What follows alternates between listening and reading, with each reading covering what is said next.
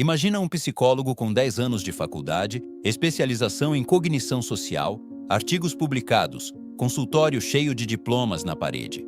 Agora imagina um homem que passou 8 anos numa cela de 12 metros quadrados com outras 20 pessoas, sem livro, sem tese, sem diploma. Qual dos dois consegue, em 30 segundos de conversa, identificar se você está mentindo? Qual dos dois percebe, só pelo jeito que você pisou na sala, que você está com medo? Qual dos dois sobreviveu, literalmente sobreviveu, dependendo dessa habilidade? A resposta vai te incomodar, e precisa incomodar, porque existe uma forma de inteligência que nenhuma universidade ensina, que nenhum manual de DSM captura, que nenhum consultório com iluminação suave consegue replicar. É a inteligência que nasce quando errar uma leitura de outra pessoa pode custar a sua vida. Aristóteles chamava isso de phronesis, sabedoria prática. A capacidade de agir corretamente não pela teoria, mas pela experiência encarnada no mundo real. Ele achava que era a virtude mais importante de todas, mais do que lógica, mais do que conhecimento científico. E hoje, a neurociência está começando a provar que ele tinha razão. Este vídeo não é uma defesa do crime. Não é uma crítica aos psicólogos.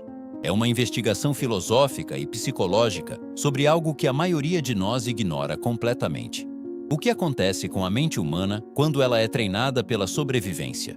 E mais importante, o que isso diz sobre você, que tem todo o conforto do mundo e ainda assim não consegue entender as pessoas ao seu redor? Você já ficou numa reunião de trabalho inteiro sem entender o que a pessoa realmente queria dizer? Já saiu de um jantar em família com a certeza de que algo estava errado, mas sem conseguir nomear o quê? Já mandou uma mensagem para alguém achando que estava sendo claro e a pessoa entendeu completamente diferente? Se a resposta for sim, e vai ser porque você é humano, então existe um gap entre o que você pensa que entende sobre pessoas e o que você realmente entende. Esse gap tem um nome na psicologia cognitiva: ilusão de profundidade explicativa. O pesquisador Steven Sloman, da Universidade Brown, passou anos estudando esse fenômeno. E a conclusão é desconcertante. A maioria das pessoas acredita que entende sistemas complexos, como o funcionamento da mente humana, muito melhor do que realmente entende. A profundidade que imaginamos ter é uma ilusão, um conforto cognitivo. E o conforto, como veremos, é o maior inimigo da percepção real. Agora vamos falar de um ambiente onde o conforto é impossível. Uma penitenciária de segurança máxima não é apenas um lugar de punição. Do ponto de vista antropológico, é um dos experimentos sociais mais extremos que a civilização humana já criou. Um microcosmo onde hierarquias se formam em horas, alianças mudam em dias, e onde a capacidade de ler o outro com precisão cirúrgica pode ser a diferença entre dormir com os 2 olhos fechados ou não dormir nunca mais. Quando pesquisadores de criminologia e psicologia social começaram a estudar os mecanismos de sobrevivência dentro de prisões, descobriram algo que não esperavam. Os internos desenvolvem capacidades de leitura social que rivalizam e, em alguns contextos, superam as de profissionais treinados. Paul Ekman, o psicólogo que passou décadas estudando microexpressões faciais, percebeu que certas populações, submetidas a ambientes de alta pressão social, desenvolvem uma sensibilidade a sinais não verbais que beira o extraordinário. E isso levanta uma pergunta filosófica fundamental que Platão já havia tocado há 400 anos. O que é conhecimento? É aquilo que aprendemos nos livros ou aquilo que a realidade grava em nós à força? Platão dizia que existia o mundo das ideias, perfeito, eterno, abstrato, e o mundo das sombras, imperfeito, mutável, material. A maioria das pessoas vive na caverna, olhando para as sombras na parede e acreditando que estão vendo a realidade. Mas o que Platão talvez não tivesse antecipado é que existe um terceiro nível. O conhecimento que nasce não da abstração, mas do atrito, do choque real com o mundo, do sofrimento como professor. E esse conhecimento, hoje a neurociência confirma, deixa marcas físicas no cérebro. Vamos fazer um experimento mental. Coloca 2 caras numa sala. O primeiro é um psicólogo clínico, formado numa boa universidade, com 5 anos de experiência, especialização em comportamento humano. Ele leu Freud, Jung, Skinner, aprendeu sobre apego, trauma, mecanismos de defesa, tem supervisão clínica toda semana. O segundo é um homem que passou 7 anos numa penitenciária. Nunca foi à universidade, mas nesse período aprendeu a identificar em quem podia confiar antes mesmo de trocar uma palavra. Aprendeu a perceber quando alguém estava prestes a perder o controle. Aprendeu que um olhar desviado no momento errado significa uma coisa, e um olhar sustentado demais significa outra completamente diferente. Você manda um estranho entrar na sala, interagir com os dois por 5 minutos e então sai. Você pergunta aos dois: esse cara estava nervoso? Estava escondendo algo? Ele é quem diz ser? Estudos análogos a esse experimento foram conduzidos por pesquisadores como Nalini Ambady, da Universidade de Harvard, que ficou famosa por seus estudos sobre thin slices, fatias finas de comportamento que permitem julgamentos surpreendentemente precisos. E os resultados mostram algo contraintuitivo. Mais treinamento teórico não garante mais precisão na leitura social. Em alguns casos, atrapalha. Por quê? Porque o excesso de framework teórico cria o que os psicólogos cognitivos chamam de sobrecarga analítica. Você começa a filtrar a realidade pelos conceitos que aprendeu, em vez de simplesmente perceber o que está na sua frente. Você vê o comportamento da pessoa e pensa: isso é uma defesa de projeção, em vez de simplesmente sentir que algo está errado. O filósofo Michael Polanyi tinha um conceito fascinante para isso. Conhecimento tácito. É o conhecimento que você tem, mas não consegue verbalizar. Quando um pianista toca uma música complexa sem pensar nas notas, ou quando um ciclista equilibra a bicicleta sem calcular física, esse é o conhecimento tácito. Está no corpo, nos reflexos, na intuição treinada. E a intuição social, especificamente, é o tipo de conhecimento que mais se beneficia do treino tácito. Agora entra o elemento perturbador. Numa prisão, você não tem tempo para análise. Você não tem a opção de agendar uma sessão de supervisão clínica para discutir o comportamento de alguém. A leitura precisa acontecer agora. O cérebro, submetido a essa pressão crônica, começa a otimizar. A amígdala, a região do cérebro associada ao processamento emocional e à detecção de ameaças, fica hiperativa em ambientes de alto risco. Mas não apenas isso. Ela começa a se comunicar mais eficientemente com o córtex pré-frontal. O sistema que detecta ameaças e o sistema que processa informações sociais começam a trabalhar em sincronia. O resultado é uma mente que percebe o que a maioria não vê. Microhesitações numa resposta. Assimetrias sutis no rosto. A diferença entre o sorriso que envolve os olhos e o sorriso que não envolve. O momento em que o corpo de alguém vai numa direção e as palavras vão em outra. Não porque essa pessoa estudou isso, mas porque a realidade a ensinou da maneira mais brutal possível. E aqui está o dilema filosófico que quero que você carregue por esse vídeo. Se o conhecimento mais preciso nasce do sofrimento, o que isso diz sobre a nossa obsessão com conforto intelectual? Estamos tão viciados em aprender sobre a vida de forma segura, em salas de aula, em telas, em livros, que estamos literalmente perdendo a capacidade de entender o que está acontecendo ao nosso redor? Os estoicos tinham um nome para a armadilha que estamos descrevendo. Chamavam de tifos, literalmente, névoa ou fumaça, a ilusão de clareza.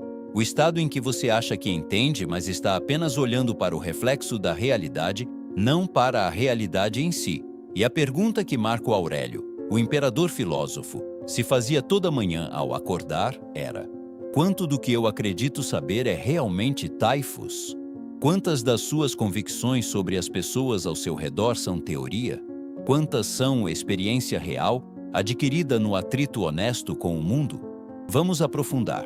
Em 1999, os psicólogos David Dunning e Justin Kruger publicaram um dos estudos mais citados da psicologia moderna.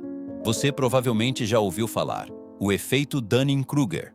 A ideia central é que pessoas com pouco conhecimento numa área tendem a superestimar sua competência, enquanto pessoas com muito conhecimento tendem a subestimar a própria. Mas existe uma extensão menos conhecida desse fenômeno que é ainda mais reveladora. Pesquisadores que estudam a expertise em leitura social descobriram que existe uma curva em U na percepção interpessoal. No início, quando você não sabe nada sobre psicologia, você usa intuição bruta e é razoavelmente preciso porque não está filtrando demais. Então você aprende teoria e sua precisão cai temporariamente porque a análise racional começa a interferir com a percepção intuitiva. Depois, com anos de experiência prática, a precisão volta a subir, porque você integrou teoria e prática num único sistema fluido. O problema é que a maioria das pessoas fica presa no meio da curva, sabe teoria suficiente para confiar nela, mas não tem experiência prática suficiente para transcendê-la. Pessoas submetidas a ambientes de sobrevivência extrema pulam essa parte do meio. Elas vão direto para a expertise integrada, não pela via intelectual, mas pela via do sofrimento. Isso tem implicações filosóficas profundas.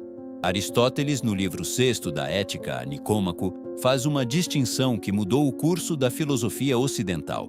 Ele separa 3 tipos de conhecimento: episteme, conhecimento científico, demonstrável, universal. O tipo de coisa que você aprende na universidade. Técne, conhecimento técnico, a habilidade artesanal de fazer algo bem. O conhecimento do carpinteiro, do médico, do engenheiro. E froneses, sabedoria prática, a capacidade de perceber o que é correto numa situação específica, sem a necessidade de um algoritmo ou fórmula. É o conhecimento que só nasce da experiência vivida. Para Aristóteles, a froneses era a virtude intelectual suprema. Não porque as outras eram menos válidas, mas porque ela era a única que integrava todas as outras em ação real. Um psicólogo pode ter toda a episteme do mundo sobre comportamento humano. Mas se não desenvolveu froneses, se não teve a sua teoria testada, pressionada, contradita e refinada pelo atrito real com pessoas reais em situações reais, o conhecimento fica flutuando no ar, lindo e inútil. E aqui chegamos ao ponto mais perturbador. A neurociência do trauma nos mostra que experiências extremas fazem algo muito específico com o sistema nervoso. Elas criam o que o neurocientista Stephen Porges chama de neuroception hiperafada, uma capacidade inconsciente e automática de escanear o ambiente social em busca de sinais de segurança e perigo. Não é pensamento consciente, é uma vigilância neurológica que acontece abaixo do nível da consciência. A tragédia é que essa hiperafação neurológica tem um custo enorme. Ela vem embalada com ansiedade crônica, hipervigilância, dificuldade de relaxar. O mesmo mecanismo que torna alguém extraordinariamente perceptivo também pode tornar essa pessoa prisioneira do próprio sistema de alerta. É aqui que a filosofia precisa dialogar com a psicologia com honestidade.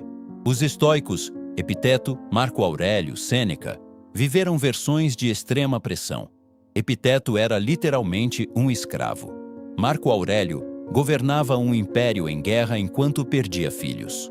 E a filosofia que desenvolveram não é acidental. Ela é a tentativa de manter a froneses sem ser consumido pelo taifus do sofrimento. A sabedoria estoica diz: o que te foi dado como adversidade pode ser transformado em ferramenta.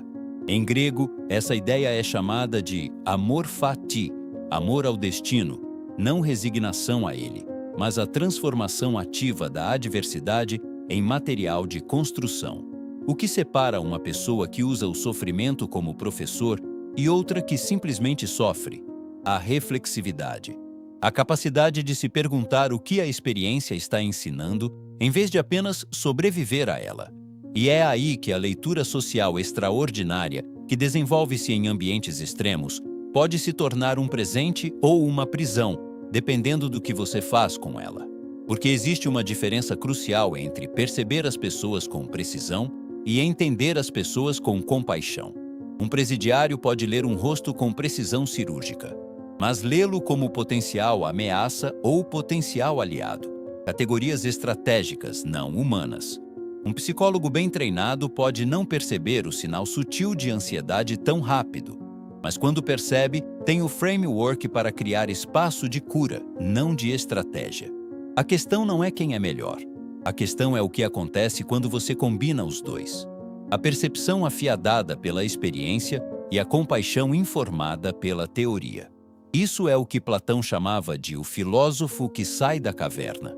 Não alguém que apenas viu a luz, mas alguém que voltou para a escuridão para ajudar os outros a caminhar. A pergunta real não é presidiários ou psicólogos. A pergunta real é: você está disposto a deixar a realidade te ensinar o que os livros não conseguem? Você chegou até aqui e agora precisa de uma resposta prática, então vou te dar. Não. Eu não estou sugerindo que você vá preso para se tornar mais inteligente socialmente. Isso seria um absurdo que Sêneca provavelmente desmontaria com 3 frases. O que estou dizendo é algo mais sutil e mais difícil. Existe uma diferença entre viver na teoria sobre as pessoas e viver com as pessoas. Entre saber que o ser humano age movido por medo e insegurança e realmente sentir isso quando alguém te trata mal.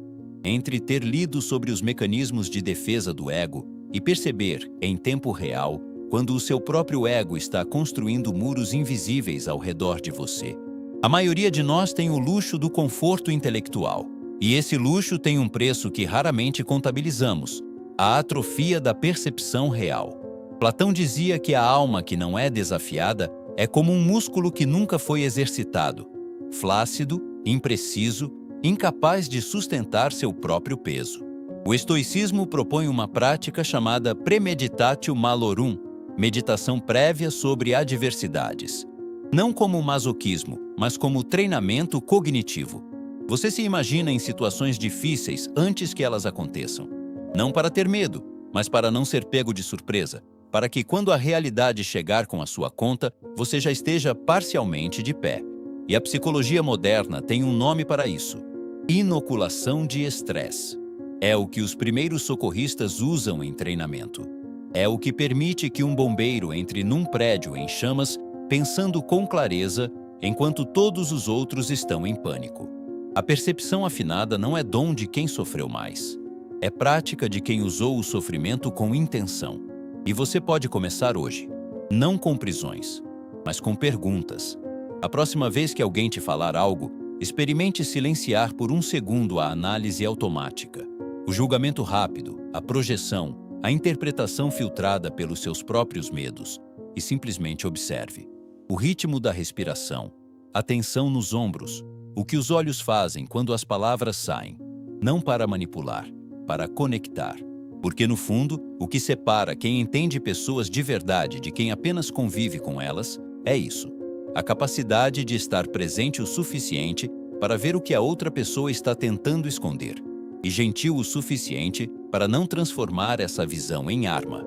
Aristóteles dizia que o homem é um animal político, não no sentido de eleições, mas no sentido de que só nos tornamos plenamente humanos em relação ao outro. É na fricção honesta com a alteridade que nos tornamos nós mesmos. E talvez seja essa a lição mais profunda que qualquer presidiário ou psicólogo poderia nos dar. Entender pessoas não é uma habilidade, é uma escolha de atenção, todos os dias. A pergunta que fica não é sobre eles, é sobre você. Você está realmente prestando atenção?